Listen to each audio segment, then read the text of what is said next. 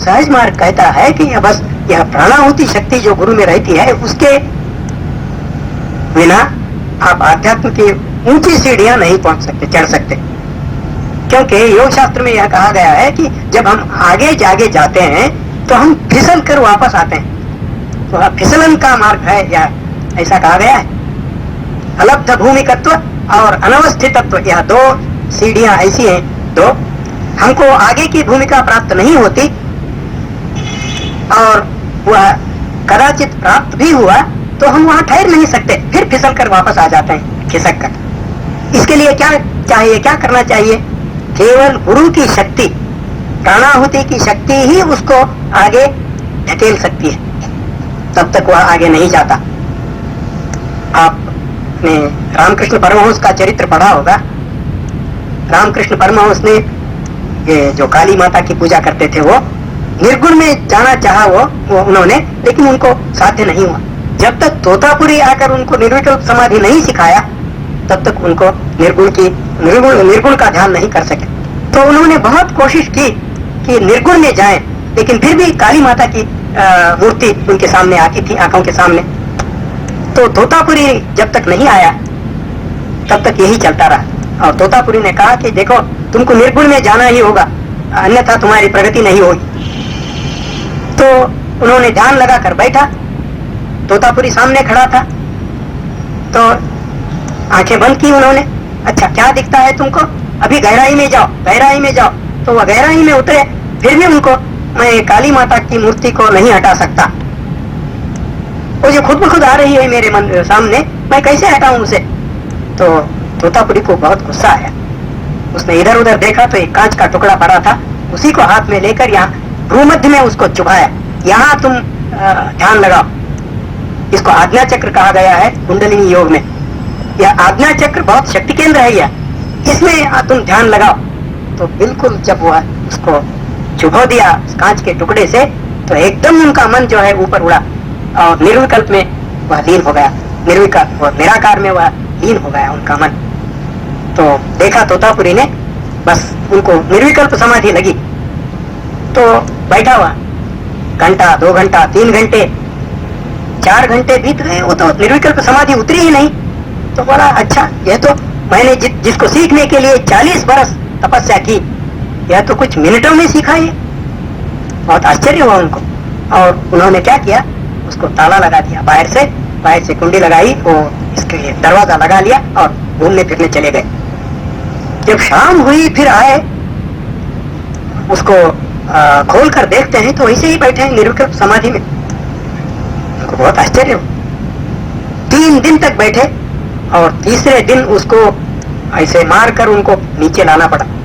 यह मर तो नहीं गया है, वो इसके रुई के बल इससे देखे कि यह मर तो नहीं गया है। नहीं मरा था, वो सांस बिल्कुल धीमी गति से चालू थी। तो उन्होंने बिल्कुल सर पे हाथ रख के, पीठ पर हाथ फिराकर उनको समाधि से उतराया। और फिर बाद में उनसे पूछा, कहो भाई, अब तुम्हारा क्या हाल है? तो उनको बहुत आनंद हुआ और उनसे गले मिलाया। वो मिलने लगे, वो तोतापुरी स्वयं। अरे भाई, तुम तो बहुत इतने श्रेष्ठ शिष्य निकले कि मैं आज जीवन में आज तक किसी को नहीं देखा। मुझे जिसको पाने के लिए 40 बरस तक तड़पना पड़ा और मैं बहुत कोशिश की, तुमने उसको मिनटों में सीखी। तो ऐसे भी होते हैं अधिकारी। तो ये जो निराकार में जब जाते हैं तो इसी अवस्था होती है। वो तो निराकार में नहीं जा सकते थे, वो तोतापुरी की शक्ति जो है, वह स्पर्श शक्ति, उससे वह साध्य हुआ आगे जाने के लिए। प्राणाहुति शक्ति को 3 प्रकार से प्रयोग में लाया जाता है। पहले स्पर्श से, दूसरे वाणी से, तीसरे संकल्प से। यह स्पर्श शक्ति से आपने पढ़ा होगा कि नरेंद्र जब आता है रामकृष्ण के संपर्क में, परमहंस जी के संपर्क में, तो वह विद्यार्थी रहता है, बीए में पढ़ते रहता है वह। तो वह जब आते हैं सामने, तो उनको देखकर रामकृष्ण बहुत खुश होते हैं और उनको मिठाई खिलाते हैं, गाना गाओ बोलते हैं। ऐसा कुछ उनका मन अपने तरफ खींचकर क्या करते हैं, वह छाती पर हाथ फिरा देते हैं। बस छाती पर हाथ स्पर्श होते ही, उनके हाथों का स्पर्श होते ही नरेंद्र को यह सारा जगत विचित्र रूप से दिखने लगता है। कोई कुछ इतना विचित्र लगता है कि यह सब नश्वर है। ऐसा लगता है, तो वह घबरा जाता है, क्योंकि उस स्थिति को अभी पाने के लिए तैयार नहीं था। वह केवल एक युवक था, वो साधना का जो अभ्यास तो वह नहीं किया था, और उसके बारे में कोई जानकारी भी नहीं थी उसको।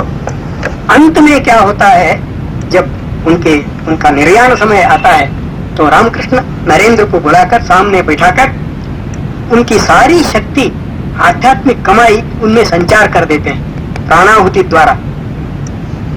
तो उसको बहुत अच्छा लगता है, उसमें वह शक्ति मुझमें संचारित हुई, ऐसा उसका अनुभव होता है उसको।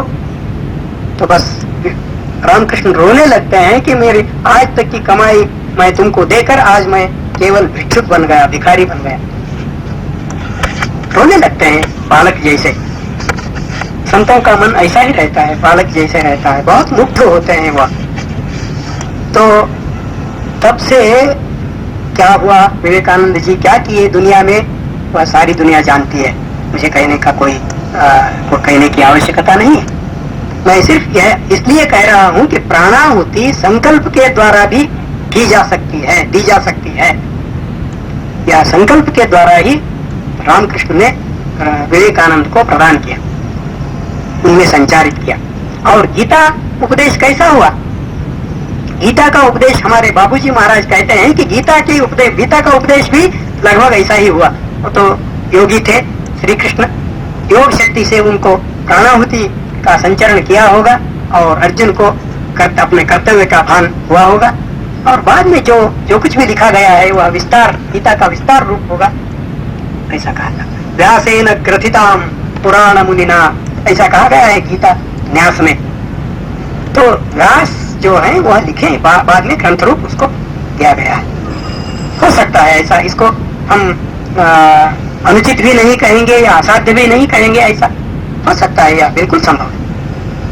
तो प्राणाहुति शक्ति ऐसी एक चीज है जो वाणी द्वारा भी दी जा सकती है। जब कोई बात को उसके हृदय तक हम पहुंचाना चाहते हैं, गुरु, एक सद्गुरु एक आदेश हो या उपदेश हो, उसको अब उसके हृदय तक, शिष्य के हृदय तक पहुंचाना चाहता है, तो वह वाणी से भी उसका प्रयोग करता है, ताकि उसके मन को एकदम लग जाता है।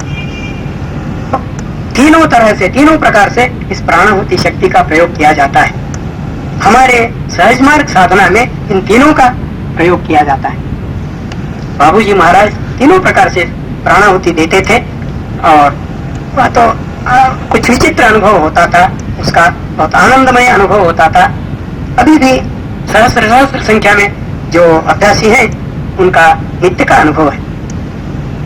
यह प्राणाहुति तीसरी चीज महत्व की है। चौथी चीज प्रार्थना, जो आध्यात्मिकता की जान है, जो उसका प्राणवायु हम बोल सकते हैं, ऑक्सीजन ऑफ स्पिरिचुअल लाइफ। यह प्रार्थना के बगैर तो कोई साधना पद्धति है ही नहीं, हो ही नहीं सकती। और यह प्रार्थना इसलिए किया जाता है कि वह पराशक्ति से किया जाता है प्रार्थना, जो केवल परमात्म तत्व में लय पाने के लिए याचना हो। उसमें इस याचना के सिवाय और कुछ उसमें दूसरी चीजों की याचना नहीं रहती। कठोपनिषद में कहते हैं कि दो चीजें हैं दुनिया में, श्रेय और प्रेय। प्रेय जो है लौकिक उन्नति को प्रेय कहते हैं, अभ्युदय भी कहते हैं उसे, और आत्मा की उन्नति को श्रेय कहते हैं, निश्रेयस भी कहते हैं। अभ्युदय और निश्रेयस, देखिए धर्म की व्याख्या की गई है, यतो अभ्युदय निश्रेयस सिद्धि ही सधर्म। जिसको परिपालन करने से अभ्युदय और निश्रेयस दोनों सिद्ध होते हैं, उसी का नाम धर्म है। किंतु खेद की बात है कि हम निश्रेयस की ओर इतना दुर्लक्ष्य किए हैं कि उसकी हम उसको सोच भी नहीं सकते। आज निश्रेयस नाम की कोई चीज होती है, इस बात को हम सोच भी नहीं सकते। इसीलिए धर्म जो है खोखला बन गया है आज, क्योंकि उसका एक पंख फाड़ दिया गया है। निश्रेयस कहाँ है? वह नचिकेता को कहते हैं, यम तुम धीर हो, तुम आत्मा साक्षात्कार का उपाय मांग रहे हो, मैं तुमको सिखाऊंगा। किस प्रकार उन्होंने आत्मविद्या सिखाया उस बालक को, इसका कहीं भी वर्णन नहीं है, क्योंकि यह विद्या हृदय से हृदय को जाता है हमेशा, प्रचार से नहीं। नायम आत्मा प्रवचने न लभ्या न मेधया न बहुना श्रुतेन। बहुत कुछ बोलने से फायदा नहीं है। और बुद्धि का उपयोग करके आप जानना चाहते हैं तो भी बिल्कुल बेकार है, क्योंकि यह तत्व बुद्धि से परे है। इंद्रियाणि पराण्याहु इंद्रियेभ्यः परम मनः मनसस्तु परा बुद्धि यो बुद्धे परतस्तु सा, ऐसा गीता में कहा गया है। तो सहज मार्ग यही कहता है कि यह तो बुद्धि से परे है, इसको आप बुद्धि से कैसे जानोगे? किंतु जब बुद्धि को हम सूक्ष्म करते जाते हैं और उसको अर्पण कर देते हैं अपनी बुद्धि को, अब मैं हार गया, अपनी हार मान लिया, प्रभु अब तुम ही अपने को प्रकट करो मेरे सामने। जब ऐसी प्रार्थना हमारी हो जाती है तो वह साक्षात्कार हो जाता है, भगवान अपने आप प्रकट हो जाते हैं।